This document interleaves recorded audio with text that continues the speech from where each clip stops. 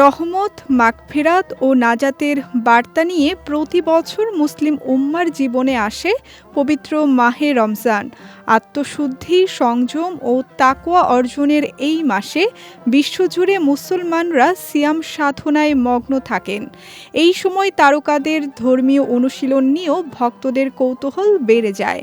বিশেষ করে বলিউড সুপারস্টার শাহরুখ খান রোজা রাখেন কিনা এ প্রশ্ন প্রায়ই শোনা যায়। এক সাক্ষাৎকারে শাহরুখ খান নিজেই জানিয়েছেন তিনি রমজান মাসে অধিকাংশ রোজা রাখার চেষ্টা করেন, তবে শারীরিক সমস্যার কারণে মাঝে মধ্যে 1-2টি রোজা বাদ পড়ে যায়। দীর্ঘদিন ধরেই পিঠের ব্যথায় ভুগছেন এই অভিনেতা। প্রয়োজন হলে তাকে ওষুধ খেতে হয়, আর সে কারণে কিছু রোজা রাখা সম্ভব হয় না বলে জানান তিনি। তকরিবান 2013 সালে চেন্নাই এক্সপ্রেস মুক্তির পর ভক্তদের সঙ্গে এক আলাপচারিতায়ও একই কথা বলেন কিং খান।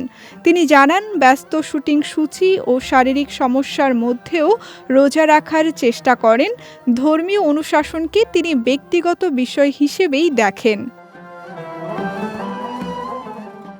ধর্মীয় পরিচয় নিয়ে নানা সময় আলোচনার মুখে পড়লেও ঈদের দিনে মুম্বাইয়ের বাসভবন মান্নাত থেকে ভক্তদের শুভেচ্ছা জানানো এবং রমজানে ইফতার আয়োজনে অংশ নেওয়ার মাধ্যমে নিজের ধর্মীয় অনুভূতির প্রকাশ ঘটান শাহরুখ।